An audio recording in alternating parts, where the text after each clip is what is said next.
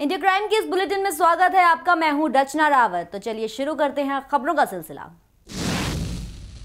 कासगंज सदर इलाके में एक 24 वर्षीय विवाहिता की संदिग्ध परिस्थितियों में गोली लगने से मौत हो गई। विवाहिता के मायके पक्ष के लोगों ने ससुरालजनों पर हत्या का आरोप लगाते हुए सदर कोतवाली में पति समेत 4 के खिलाफ मामला दर्ज कराया है। मामला कासगंज कोतवाली क्षेत्र के यादव नगर इलाके का है। यहाँ के निवासी विनीत यादव की 24 वर्षीय पत्नी सुहानी यादव की संदिग्ध परिस्थितियों में गोली लग गई। उसे उपचार के लिए ससुरालजनों द्वारा कासगंज चिकित्सालय में भर्ती कराया गया, जहाँ चिकित्सकों ने उसे मृत घोषित कर दिया। सुहानी की मौत के बाद ससुरालजन मौके से फरार हो गए।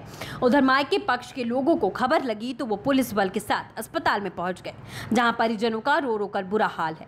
मृतक सुहानी के मामा की माने तो सुहानी की शादी 6 महीने पहले हुई थी। शादी के बाद सुहानी ने ससुरालजनों पर अतिरिक्त दहेज की मांग करने का आरोप लगाया, जिसके बाद उसकी गोली मारकर हत्या कर दी गई। फिलहाल पुलिस ने मृतक के परिजनों की तहरीर पर पति समेत 4 ससुरालजनों के खिलाफ मामला दर्ज कर जाँच पड़ताल शुरू कर दी और शव को पोस्टमार्टम के लिए भेज दिया है। कानपुर में अवैध तरीके से गन और बुलेट बेचे जाने का अवैध धंधा जारी है, जिसका खुलासा एटीएस की टीम की छापेमारी के बाद हुआ। शहर के 4 शस्त्र विक्रेताओं की दुकानों पर पुलिस ने छापेमारी की, जहां जाली शस्त्र लाइसेंसों पर शस्त्र बेचने जाने के गोरख धंधे का खुलासा किया गया, जिसके बाद एटीएस की टीम ने चारों दुकानों के मालिकों को गिरफ्तार कर लिया। एटीएस के सामने 19 ऐसे मामले आए हैं जिनमें फर्जी लाइसेंसों पर शस्त्र बेचे गए हैं। शहर में इसके पहले भी आतंकियों और नक्सलियों की बुलेट सप्लाई करने के मामले सामने आ चुके हैं। गिरफ्तार किया गया है जवान गन हाउस के मालिक राजीव शुक्ला को 1 साल पहले बिहार एटीएस ने अवैध शस्त्र खरीदने के मामले में गिरफ्तार किया था। आपको बता दें कि एटीएस को गन हाउसों के रिकॉर्ड के में तमाम अनियमितताएं भी मिली हैं। एटीएस चारों शस्त्र विक्रेताओं को गिरफ्तार कर लखनऊ ले गई है। कानपुर में स्थित एक प्रसिद्ध चाय कंपनी पर कर्मचारियों को उत्पीड़न का आरोप लगाया गया है। कर्मचारियों ने एसपी से कंपनी के मालिकों के खिलाफ शिकायत की है। कर्मचारियों का कहना है कि चाय कंपनी के मालिक कर्मचारियों को बंधुआ बनाकर रखना चाहते हैं। कर्मचारियों और वहां के अधिकारियों को ग्रेजुएटी और फंड नहीं दिया गया है। इतना ही नहीं, उन्हें नौकरी भी छोड़ने नहीं दिया जाता। नौकरी छोड़ने पर पावर और पैसा का रसूख का इस्तेमाल कर कर्मचारियों पर फर्जी मुकदमे लगवाए जाते हैं। कंपनी के पूर्व जीएम और एरिया मैनेजर समेत आधा दर्जन कर्मचारियों ने एसएसपी को अपनी व्यथा सुनाकर न्याय की गुहार लगाई है। एसएसपी ने सीओ गोविंद नगर को मामले की जांच के आदेश दे दिए हैं। मैंने कंपनी में नौकरी की शुरुआत लगभग 15 वर्ष पहले की थी और सबसे छोटे पद पे की थी। अपनी मेहनत और लगन से मैं कंपनी में आगे बढ़ता गया और 15 साल बाद मैं कंपनी के उच्च पद पे पहुंच गया। लेकिन जब मैंने रिजाइन दिया तो उसके और रिजाइन देने का मेरा रीज़न ये था कि न मेरे को आज दिन तक फंड बोनस गेस्ट्री कुछ नहीं कंपनी ने दी। जब मांगते तो आज देंगे, कल देंगे, परसों देंगे। जब रिजाइन दिया, रिजाइन देने के बाद तो ऐसे बदल गए जैसे वो हमको जानते भी नहीं है। घर पे गुंडे भेजे जाने लगे और भेजने के बाद तुरंत गेट खटखटाना, लात मारना, मतलब बदतमीजी, जिससे कि हम उनसे झगड़ा करें। उत्तर प्रदेश के जनपद मेरठ में बदमाशों का इतना बोलबाला है कि मेरठ पुलिस को एक बार फिर चुनौती दे डाली और लाखों की चोरी को अंजाम दे दिया। मामला मेरठ के थाना दिल्ली गेट के सराफा बाजार का है, जहां सराफा व्यापारी की 2 दुकानों पर आधा दर्जन बदमाशों ने निशाना बना दिया। वहीं पीड़ित ने बताया कि दुकान में 240 ग्राम सोना व चांदी और कैश रखा हुआ था। सूचना मिलते ही मौके पर पहुंची पुलिस ने सीसीटीवी खंगालते हुए अपनी जाँच शुरू कर दी है। यहाँ पर आज हमारे यहाँ ये गणेश मार्केट है। गणेश मार्केट के अंदर रामेंद्र जी हैं और राजेश मलिक हैं। ये इन 2 व्यापारी हैं, ये हमारे यहाँ के मैन्युफैक्चरर्स हैं। ये इनके यहाँ रात डकैती, ये देखिए इतनी हिम्मत उनकी, बिल्कुल इत्मीनान से लगभग 3-4 घंटे वो लोग यहाँ कॉम्प्लेक्स में रहे हैं। 12 बजे से 3-4 बजे तक वो लोग यहाँ रहे हैं। बहुत तसल्ली से उन्होंने अपने काम को अंजाम दिया है। दोनों तरफ पन्ने इत्यादि लगा दी, जो सीसीटीवी कैमरा लगे थे उन पर कपड़ा लगा दिया और जो मजबूत तिजोरियाँ हमारी होती थी उसको काटा तोड़ा है। वो आसानी से खुलने वाली तिजोरियाँ नहीं हैं। ये रात में 12 बजे से लेके और 3 बजे के बीच में यहाँ पर जो चौकीदार था उसके 1-2 साथी हैं, जिससे हमको कुछ डेवलपमेंट मिला है, इनपुट मिला है। इनके द्वारा यहाँ नकब लगाई गई है। जिन लोगों ने ये नकबजनी करी है वो लोग पूरी तरह से फैमिलियर थे, उनको पूरी जानकारी थी। उसमें एक चौकीदार की संलिप्तता अभी तक प्रकाश में आई है और हम लोग इसको सीख वर्कआउट करेंगे। साथ ही साथ आपके माध्यम से मैं भी ये भी अनुरोध करूंगा कि जो भी चौकीदार रखा जाए उसकी प्रॉपर वेरिफिकेशन हो, पुलिस के साथ में रिकॉर्ड रखा जाए, उसके बाद ही उसको रखा जाए। बस्ती जिले में युवक के आत्मदाह की धमकी को पुलिस ने नाकाम कर दिया है। साथ ही जिला प्रशासन ने उसकी मांगों को पूरा कर दिया। मामला जिले के सदर तहसील के बेहील गांव का था, जहां के निवासी गंगाराम यादव ने पिछले 2 सालों से ग्राम समाज की जमीन पर हुए अवैध कब्जे को लेकर मोर्चा खोल रखा था। इसके लिए जिलाधिकारी से लेकर मुख्यमंत्री तक से शिकायत की गई थी, लेकिन शिकायत का कोई नतीजा सामने नहीं आया। इसी बात को लेकर शिकायतकर्ता गंगाराम यादव ने 10 दिन पहले जिलाधिकारी को लिखित रूप से सूचना दी थी कि अगर समय रहते सुप्रीम कोर्ट के निर्देशों के अनुसार अवैध कब्जे को नहीं हटाया गया तो मजबूर होकर आत्मदाह करने का विवश होगा। इस घटना को रोकने को लेकर कलेक्ट्रेट परिसर में चप्पे चप्पे पर भारी पुलिस बल तैनात कर दिया गया और पीड़ित को आत्मदाह से रोकने के लिए सारी तैयारियां भी की जा चुकी। तभी अचानक गंगाराम ने खुद पर मिट्टी का तेल डालकर आग लगाने की कोशिश की, लेकिन मौजूद पुलिस बल ने उसे अपने कब्जे में ले लिया और उसे अज्ञात स्थान पर ले गए। उधर मामले की गंभीरता देखते हुए जिला प्रशासन ने आज सुबह ही अवैध कब्जे को हटवा दिया और भविष्य में किसी प्रकार की लापरवाही सामने आने के संबंधित पक्ष को भी चेतावनी देकर मामले को निस्तारित कर दिया। बनकटी विकास खंड के बेहिल गांव में, मैं बेहिल गांव का निवासी हूं, गंगाराम राम साहा यादव।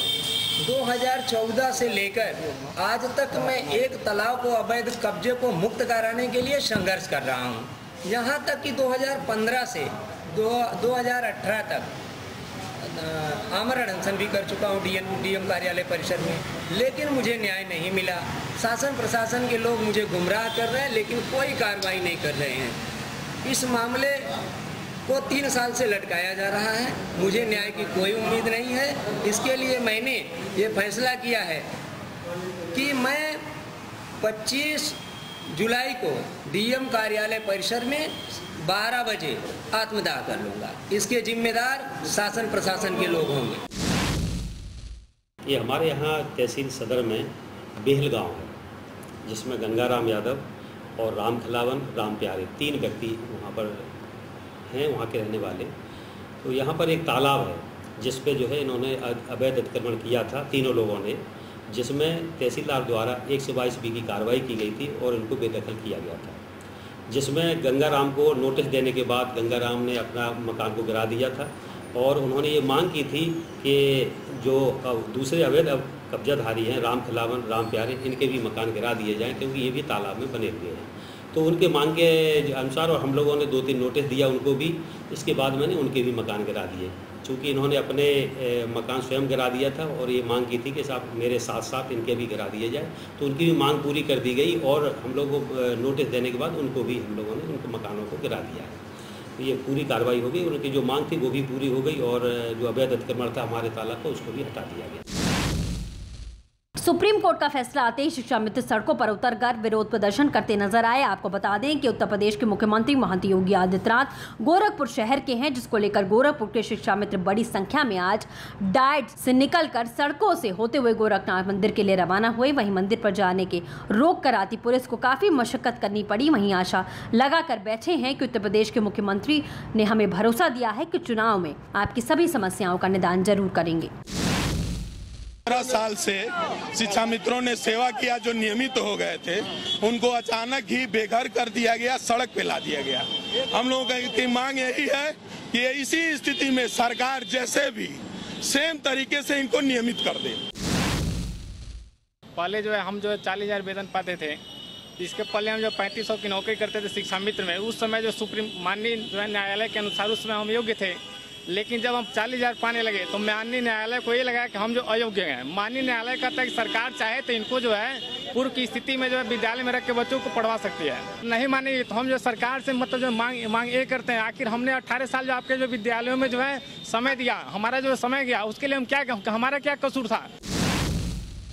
हमीरपुर जिले के राट कोतवाली पुलिस ने क्राइम ब्रांच के साथ मिलकर आज 9 शातिर चोरों के गैंग को चोरी की योजना बनाते हुए गिरफ्तार किया। इन चोरों के ऊपर उत्तर प्रदेश के कई जिलों में लूट चोरी के मामले दर्ज हैं। इन चोरों के पास से 4 लाख रुपए के सोने और चांदी के आभूषण, 2 मोबाइल और 49,000 रुपए के नकद बरामद किए गए हैं। वहीं इन चोरों की गिरफ्तारी से पुलिस ने बड़ी चैन की सांस ली है।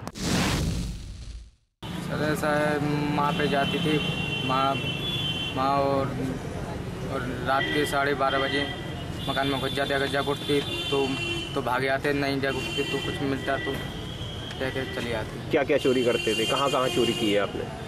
सर ये कोठौना गांव में की थी सर, और ये उरई में की थी सर, ये और बनोली में। माल कहाँ बेचते थे? माल ऐसा सर कोनो भी सुनार मिल जाता तो उसको बेचते थे। कुछ हाल में ही चोरियां राट में और चिक्यासी थाने में हुई है।